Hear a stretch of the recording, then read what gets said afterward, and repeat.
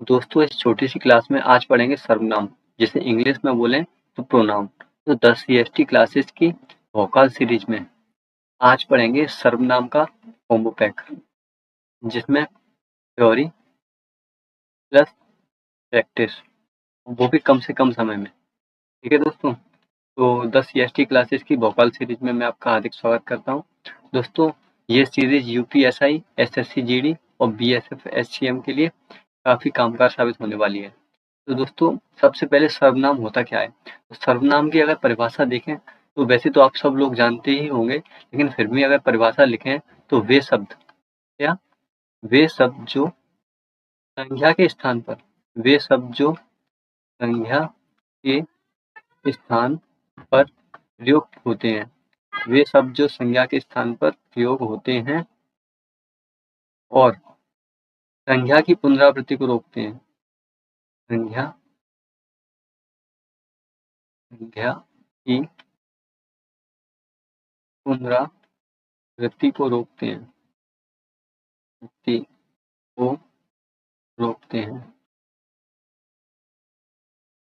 इसे सर्वनाम कहते हैं।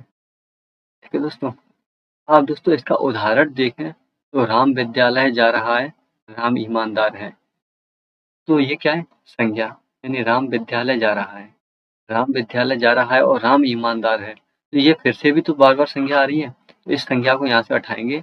राम विद्यालय जा रहा है, इसकी जगह क्या प्रयोग करेंगे? सर्वनाम। तो राम विद्यालय जा रहा है, वह ईमानदार है। ठीक है, तो ये आपको समझ आया होगा। इसको अच्छी तरह से आगे डिटेल में पढ़ेंगे। अब दोस्तों सर्वनाम के अगर भेद देखें तो सर्वनाम के भेद होते हैं कितने? 6। पहला पुरुषवाचक सर्वनाम, दूसरा निश्चयवाचक सर्वनाम, तीसरा अनिश्चयवाचक सर्वनाम, चौथा संबंधवाचक सर्वनाम, पांचवा प्रश्नवाचक सर्वनाम और छठवां निजवाचक सर्वनाम। ठीक है दोस्तों, तो अभी अब सबसे पहले अपन पढ़ेंगे इसके बारे में, पुरुषवाचक सर्वनाम के बारे में। तो दोस्तों पुरुषवाचक सर्वनाम 3 प्रकार के होते हैं। कितने प्रकार के? 3 प्रकार के। पहला देखें तो पहला होता है उत्तम पुरुषवाचक। उत्तम पुरुषवाचक। दूसरा कौन सा होता है? मध्यम पुरुषवाचक। मध्यम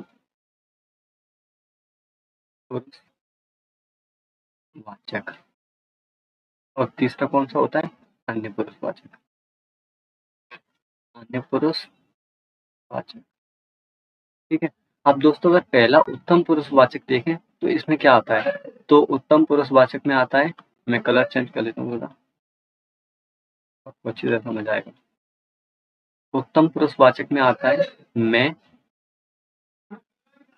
और हम, प्लस क्या आता है? कारक विभक्ति। कारक विभक्ति। ठीक है, उत्तम पुरुषवाचक में क्या आता है? मैं और हम प्लस कारक विभक्ति। कारक विभक्ति जो कि मैंने आपको पिछले कारक चैप्टर में पढ़ाई थी। ठीक है, और अगर मध्यम पुरुषवाचक देखें तो दोस्तों हाँ एक चीज और, मैं आशा करूंगा आपने ये सर्वनाम का ये लेक्चर देखने से पहले अब संज्ञा और कारक वगैरह का जितने भी जो लेक्चर हुए हैं वोकल सीरीज में वो सब आपने देख लिए होंगे। ठीक है, अगर और नहीं देखे तो संज्ञा तो कम से कम देख ही लिया हो, तो संज्ञा देखने के बाद सर्वनाम अच्छी तरह समझ आएगा। ठीक है, तो दोस्तों उत्तम पुरुषवाचक में क्या आता है? मैं और हम प्लस कारक विभक्ति। और मध्यम पुरुषवाचक में क्या आता है? मध्यम पुरुषवाचक में आता है तू और तुम प्लस कारक विभक्ति। कारक विभक्ति। ठीक है, और तीसरे अन्य पुरुषवाचक में क्या आता है? यह, वह, ये, वे, वो, ये सब किस में आते हैं? अन्य पुरुषवाचक में, प्लस कारक विभक्ति। ठीक है, तो वन बाय वन अपन सबको पढ़ेंगे। अब तो सबसे पहले आगे पढ़ने से पहले मूल सर्वनाम शब्दों की संख्या कितनी होती है? तो मूल सर्वनाम शब्दों की संख्या कितनी होती है? 11। ठीक है, मैं तू, तो मैं तू किस में आते हैं? मैं तू आते हैं पुरुषवाचक में। किसमें? पुरुषवाचक में। ठीक है, और यह वह किस में आते हैं? ये आते हैं निश्चयवाचक में। अब दोस्तों इसे आगे अच्छी तरह से पढ़ेंगे तो समझ आएगा। जो सो किस में आते हैं? संबंधवाचक में। जो सो किस में आते हैं? संबंधवाचक सर्वनाम में। और कौन क्या किसमें आते हैं? प्रश्नवाचक सर्वनाम। किसमें आते हैं? प्रश्नवाचक सर्वनाम में। और कोई और कुछ, कोई और कुछ किसमें आते हैं? कोई और कुछ ये आते हैं अनिश्चयवाचक में, अनिश्चयवाचक। ठीक है, और आप किसमें आते हैं? ये निजवाचक सर्वनाम में। अभी आपको समझ नहीं आ रहा होगा, लेकिन अभी अपन आगे 1 बाय 1 पढ़ेंगे। ठीक है, डिटेल में तो आपको सब समझ आ जाएगा। अब दोस्तों सबसे पहले पढ़ेंगे पुरुषवाचक सर्वनाम के बारे में। पुरुषवाचक सर्वनाम में 3 पुरुष होते हैं। पुरुषवाचक सर्वनाम में कितने पुरुष होते हैं? 3 पुरुष, जो कि मैंने पहले भी बता चुका हूँ पहली स्लाइड पे, उत्तम पुरुष, मध्यम पुरुष और अन्य पुरुष। ठीक है, तो पहला कहने वाला यानी लेखक, तो वो किसमें आएगा? उत्तम पुरुष में। कहने वाला यानी लेखक किसमें आएगा? उत्तम पुरुष। ठीक है, श्रोता या फिर सुनने वाला किसमें आएगा? मध्यम पुरुष में, मध्यम पुरुष। ठीक है, और जिसके बारे में बात हो वो किसमें आएगा? अन्य पुरुष में, अन्य पुरुष। जिसके बारे में बात हो वो किसमें आएगा? अन्य पुरुष में। लेकिन हाँ, संज्ञा शब्द ना हो, वो क्या ना हो? संज्ञा शब्द ना हो, ये बस ध्यान रखना, ये बहुत महत्वपूर्ण है। और दोस्तों अगर इसका उदाहरण देखें तो इसके उदाहरण में लिखूं, वह चालाक है, वह चालाक है। तो कोई बोल रहा है किसी दूसरे से, दूसरे के बारे में, यानी 3 लोगों की बात हो गई। एक बोल रहा है, मतलब एक ये खड़ा है चुन्नू, ठीक है, और ये दूसरे मुन्नू से बोल रहा है। ठीक है, और बोल किसके रहा है? इसके बारे में। ठीक है, बात ये दोनों आपस में कर रहे हैं, ये इससे कर रहा है, ठीक है, और ये इससे कर रहा है, लेकिन बात किसकी हो रही है? सेक्स की। ठीक है, तो वह चालाक है, वह चालाक है। कोई और चुन्नू बोल रहा है मुन्नू से कि वह चालाक है, किसके बारे में? एक्स के बारे में। ठीक है, तो अन्य के बारे में बात हो रही है। एक्स कौन हुआ है? अन्य, और वो संज्ञा शब्द भी नहीं है। ठीक है, इसका अगर दूसरा उदाहरण देखें तो वह कल दर्शन को जाएगा, वह कल दर्शन, वह कल दर्शन को जाएगा। ठीक है, अब वह, ये ठीक है। ठीक है, कल दर्शन को जाएगा। अब दोस्तों इसमें दर्शन को क्यों आएगा?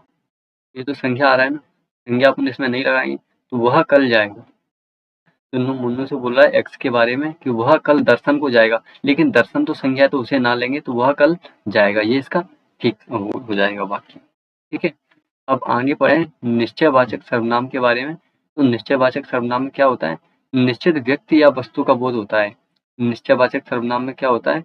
निश्चयवाचक सर्वनाम, या फिर इसे ही क्या बोलते हैं? संकेत, संकेतवाचक सर्वनाम। क्या होता है? निश्चित व्यक्ति या वस्तु का बोध होता है। ठीक है, उदाहरण अगर इसके देखें, यह मेरी पुस्तक है, लिखो, यह मेरी पुस्तक है। ठीक है, दूसरा उदाहरण, यह मेरे कपड़े हैं, यह मेरे कपड़े हैं। तीसरा उदाहरण लिखो, यह मेरा मोबाइल है, यह मेरा मोबाइल है। ठीक है, चौथा लिखो, वे तुम्हारे लोग हैं, वे तुम्हारे लोग हैं। तो क्या बोला है? निश्चित व्यक्ति या वस्तु का बोध हो। निश्चित व्यक्ति या वस्तु का बोध हो रहा है ना, यह मेरी पुस्तक है, यह मेरे कपड़े हैं, ठीक है, और यह मेरा मोबाइल है, वे तुम्हारे लोग हैं। अब दोस्तों अगर मैं क्वेश्चन में, अगर क्वेश्चन आए ऐसा कि यह पुस्तक मेरी है, लिखो यहाँ पे क्या आए, बाकी कैसे आए, यह पुस्तक मेरी, ठीक है, या फिर दूसरा लिखो, यह कपड़े, यह कपड़े मेरे हैं, यह कपड़े मेरे हैं। या फिर तीसरा आए, तीसरे में आए कि यह घर मेरा है, यह घर मेरा है। तो बताओ ये इन उदाहरण में और इस वाले उदाहरण में, इन उदाहरण में क्या अंतर है दोनों में? निश्चयवाचक सर्वनाम में अपन ने क्या पढ़ा था? यह मेरी पुस्तक है, यह मेरे कपड़े हैं, यह मेरा मोबाइल है, ठीक है? और यह तुम्हारे लोग हैं। लेकिन इसमें क्या आ रहा है? इसमें क्या आ रहा है? सर्वनाम के बाद संज्ञा आ रही है। लेकिन जब अपन निश्चयवाचक सर्वनाम के उदाहरण देख रहे थे, तो इसमें किसी भी सेंटेंस में सर्वनाम के बाद संज्ञा आई है? नहीं आई है। इसमें क्या है? मेरी, मेरे, ठीक है? यह मेरा मोबाइल है, ये तुम्हारे लोग हैं, नहीं आया। लेकिन इसमें क्या आया है? यह तुम्हारे यह पुस्तक मेरी है। मैं कलर चेंज कर लेता हूँ थोड़ा, इसका तो अच्छी तरह समझ आएगा। इसमें लिखा है यह पुस्तक मेरी है।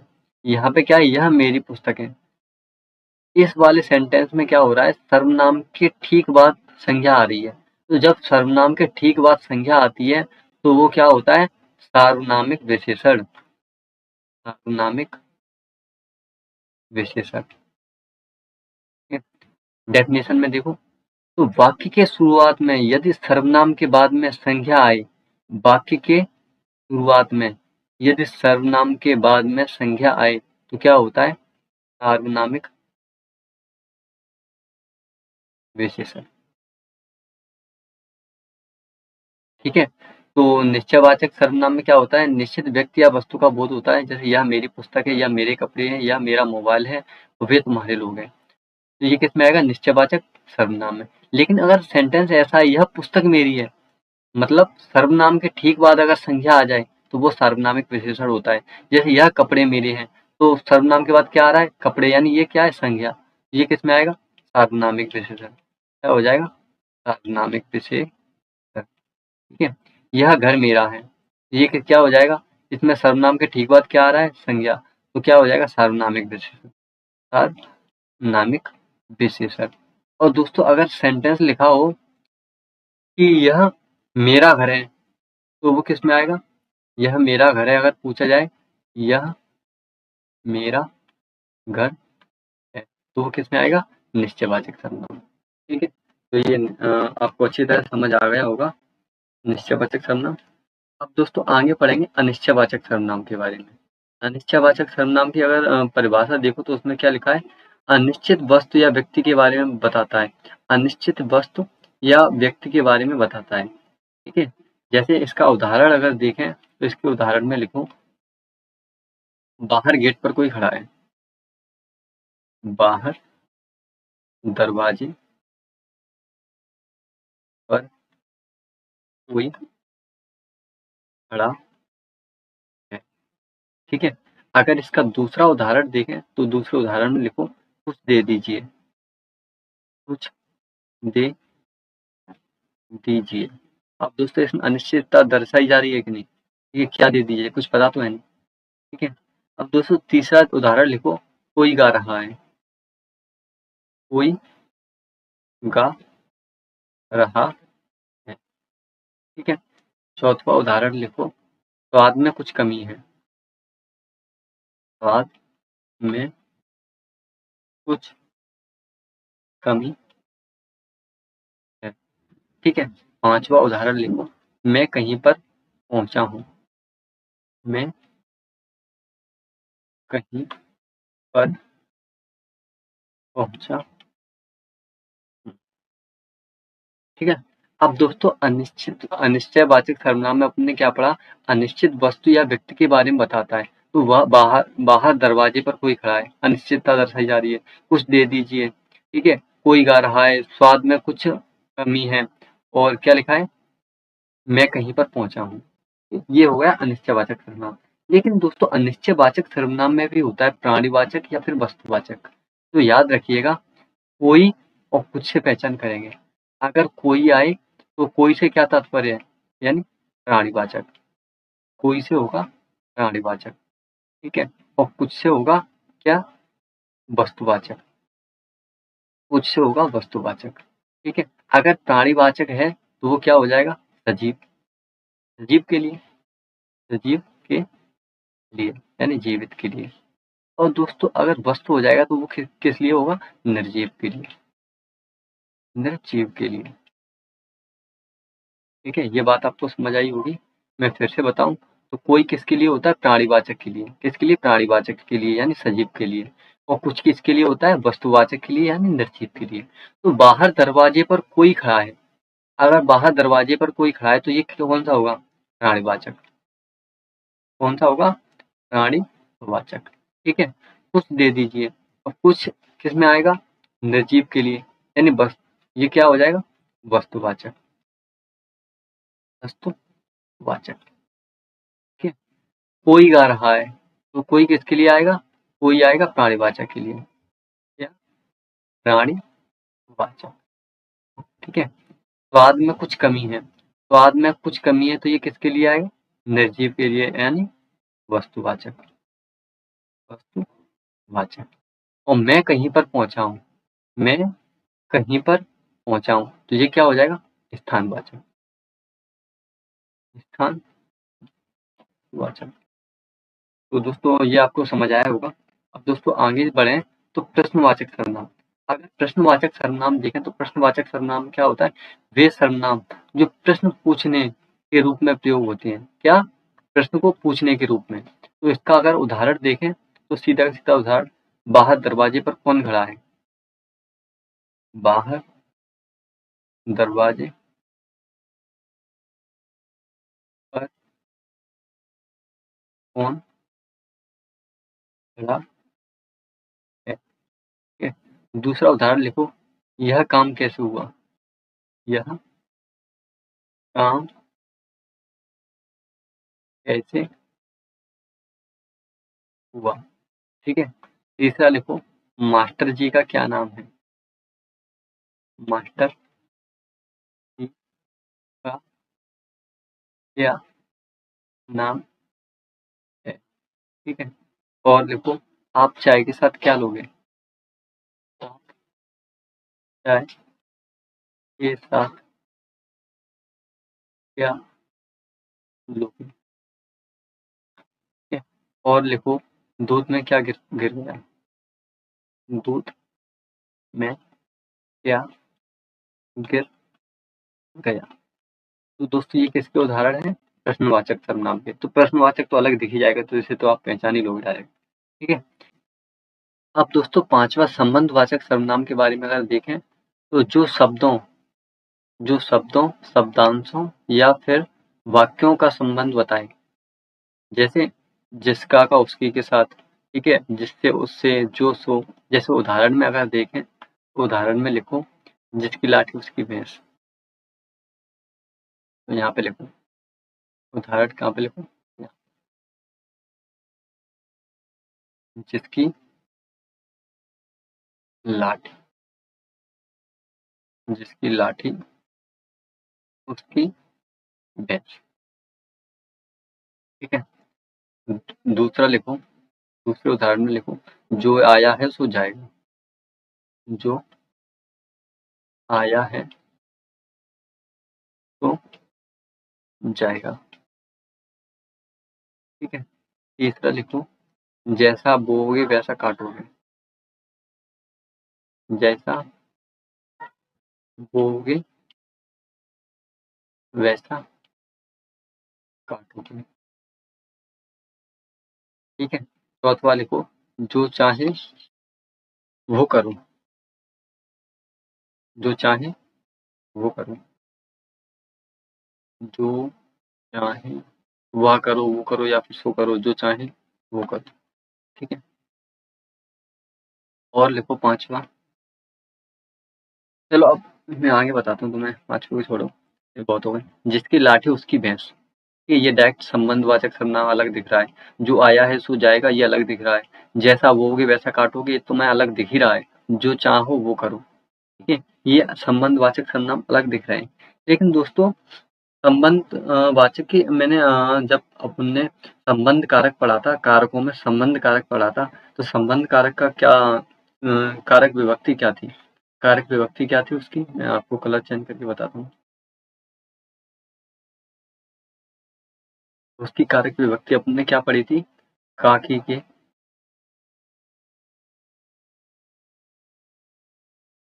कारक विभक्ति क्या पढ़ी थी? का, ई, के, रा, री, रे। ठीक है? आगे ना, नी, नी। ठीक है?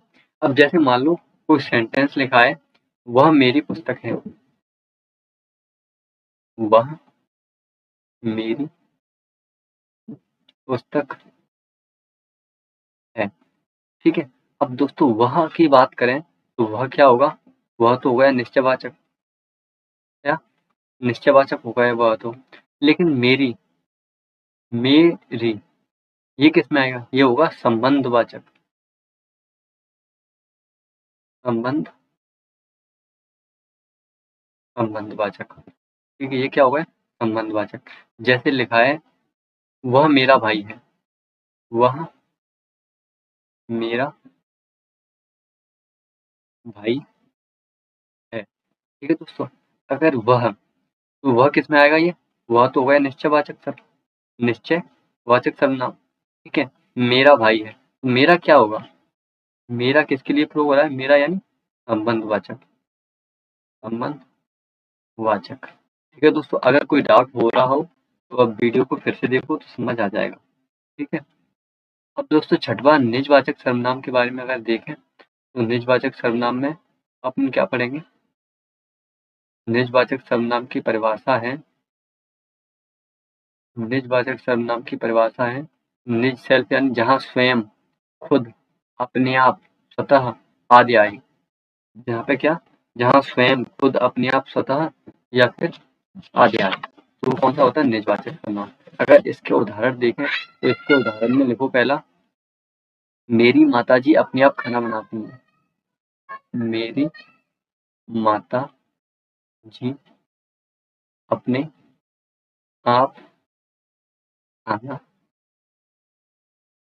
बनाती हैं, सॉरी पकाती हैं। ठीक है। तो अपने आप क्या है? जो अपने आप आ रहा है वही तो है क्या? निजवाचक। ठीक है।